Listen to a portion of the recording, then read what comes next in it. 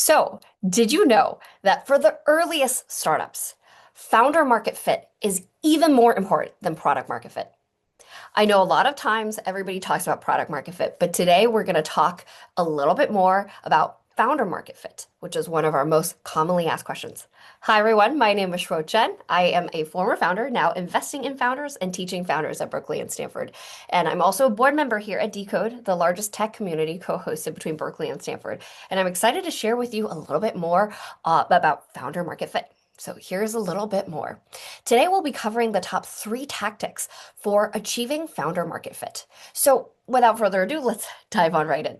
So starting with our first tactic for today, to get to founder market fit, you want to first, as a founder, start by building credibility by embedding yourself in the problem space. So build credibility by focusing on the problem space. Allows you to really gain firsthand insights from the community. So if you're asking, hey, how do I get firsthand insights from the community of people who are suffering from this problem space I'm trying to tackle? Well, there's a couple things you can do. You could attend relevant events. You could participate in relevant forums. You could follow key voices in the space. You can directly engage with potential customers. There's a number of ways by just starting to build your network within the community. So let's say that you're trying to build a new product for engineers, programmers. Then the first step that you do is look up a list of all the meetups and nearby events where you can show up and just meet with a lot of engineers. Perhaps it is at hackathons, but wherever it is that it gets a lot of engineers attending. It could be that you find specific threads or subreddits on Reddit. You could also be looking up specific hacker news threads. This is where a lot of them will show up and talk about developer tools, etc. You could follow key voices in this space. So there are a lot of people who make content, whether it's on YouTube or on LinkedIn, who talk a lot about what life is like to be an engineer. And you can engage directly with these potential customers through all of these potential channels. And then after you find where all of your potential users are in this space that you're trying to tackle, then you want to start to provide value and show domain expertise. You could do this in a number of ways, like publishing thoughtful content in this space. You could share simple prototypes or early demos that reflect the insights that you have from these customers, or you could publicly document learnings from all the customer interviews that you have, so you're building in public. All of these are ways where you can share the lessons that you've learned and show that you have domain expertise. Just keep in mind that when you're doing any of this work, make sure that the key call to action on each of your posts is clear.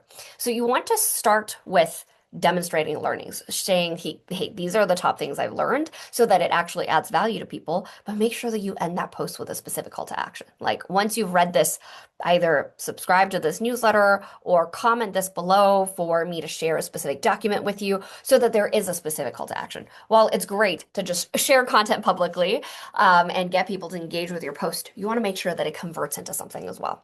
And so all of this is to start building your founder market fit by just building credibility, by embedding yourself in the problem space that you're tackling first. And that leads us into our second tactic, which is you want to show fit across 7 core components. So I'll tell you what the 7 core components are. Number 1 is domain expertise. Number 2 is personal motivation. Number 3 is execution ability. Number 4 is network access. Number 5 is narrative clarity. Number 6 is customer intimacy. And number 7 is learning velocity. So a lot of these are self-explanatory on their own. So just very briefly, you want to demonstrate founder market fit across all of these 7 core components, because this is what proves to not just your customers, but also investors and other stakeholders in the industry that this is truly the problem that you uniquely are positioned to solve, and that this is the problem space you should be building a product in. So on the first, domain expertise, you want to definitely have real experience in this space, even if it is just built through customer research, because you want to demonstrate that you understand the unique pain points that your potential target customers are suffering and how the industry more broadly works. So let's say that you're developing developer tools for a specific type of engineer. You want to make sure that you actually understand their workflow and how a new potential solution you're building might embed into their existing tech stack. And 2, around personal motivation, you want to demonstrate that you have some sort of deep emotional connection to the problem. Ideally backed by real life experiences or a mission that has stayed with you for a very long time. And this piece is really important because when you're thinking about just how long it takes for the average entrepreneur to go from starting a company to this company getting to any sort of scale to some sort of exit. I mean, the average time from a startup founding to when they get some sort of exit, whether it's an IPO or an acquisition, is on average 10 years. That's a very, very long time. So whether it's users, customers, your investors, they want to know that you want to keep building. You're not just building some project for fun. You're going to do this for a little while and then you're going to disappear. You want to showcase that this tool that you're building, you're really in it for the long run. And personal motivation is the best way to showcase that. It's a good way for you to check against yourself too. Am I truly motivated to work on this particular problem space? Or would I be much more passionate if I were building something else instead? And three, execution ability. You want to have obviously proven your ability to build, lead, and scale something, particularly in this space or something related. Number four is network access. You want to showcase that you have existing relationships already with customers, partners, advisors, or even talent that you might want to hire for the company. So by achieving tactic one, hopefully, at least you're starting to demonstrate that you have built existing relationships with customers. And that brings us to number five, which is narrative clarity. You want to be able to tell a very succinct and clear story about why you, why now, and why this particular startup. And six is customer intimacy. You want to be spending real time with your target users so that you can speak fluently in their language, use their vocabulary, what kind of words they would use to describe the problem. You don't want to brand the product in your words. You want to use exactly the kind of words that your users would use to describe solving this problem. And you want to make sure that you understand how they would describe their behaviors and their pain points. And lastly, number seven is learning velocity. You want to demonstrate that you can learn really fast, adapt quickly, incorporate feedback, ask sharp questions, and remember, at the end of the day, velocity is speed with direction. So you want to show not just speed, but also a clear direction of where you're going. So all of this is around tactic two for achieving founder market fit, which is showing your founder market fit across these seven core components that we talked about across domain expertise, personal motivation, execution ability, network access, narrative clarity, customer intimacy, and learning velocity. That was a lot of information, but that brings us into tactic number three for achieving founder market fit, which is focused on aligning your authentic self with the business needs in the space. So you want to start by asking yourself the question, are you building in a blue ocean, in which case you have no direct or no clear competitors, or are you building a race condition where you're building in a very fast and crowded market? And you want to align your founder style to the kind of market that you're building in accordingly.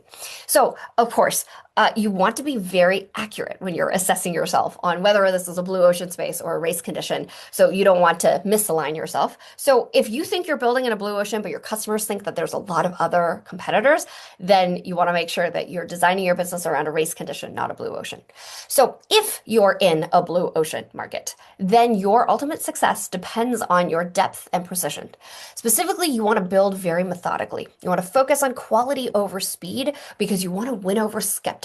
And it's all around building trust. So there's no one in the space. You're not actively competing against anyone. So your key thing is, can you earn customers' trust quickly? You want to not only build methodically, but you want to also hire thoughtfully. You want to stay involved to protect the culture of your company. You want to hire only for critical roles. This is quality over quantity. You want to also manage spending very tightly. You want to avoid a reckless burn. You want to make very deliberate trade-off driven investments in this space. And you want to pursue excellence. Good just isn't enough. You want to refine relentlessly until your product is truly great. Because if you're in a blue ocean, you want precision. You want depth. Now, if on the other hand, you're not building in a blue ocean, but you're building in what we call a race condition, which means you're racing against a lot of other competitors in the space, then speed and momentum matter more than depth and precision in a blue ocean. So in a race condition, you want to focus on speed and momentum because you want to operate with urgency. Speed is your biggest advantage, even if you're taking some small calculated risks. In fact, it's not just about speed to market. It's also about how much of a time moat you have. Because at the end of the day, you are competing against all of these other competitors who can see whatever public releases you have that are made available to the customer. So the more speed you have, the more of a time moat you'll have against your potential competitors. You want to lead with influence as well. You want to rally the team around very fast execution and a very clear sense of shared pace, and you want to master storytelling. You want to secure funding early, and you want to secure your customers early by telling a very clear and compelling company story to outpace rivals. So to recap, this tactic 3 is about aligning yourself and how you're building your business with the market conditions. So, again, if you're building in a blue ocean, your ultimate success depends on the depth of understanding you have in the market and your precision at which you build. And if you're building in a race condition where you're competing with a lot of other competitors, then speed and momentum is ultimately the most important.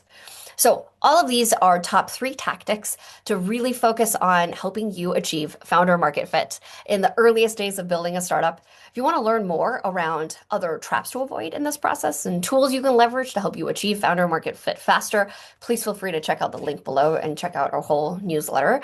And of course, if you have any other questions for future sessions, please feel free to leave a comment below and we'd love to address your question in a future session.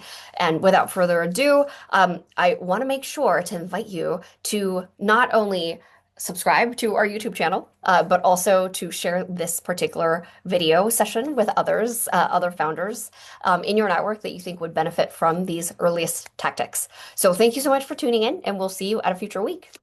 Thanks and bye.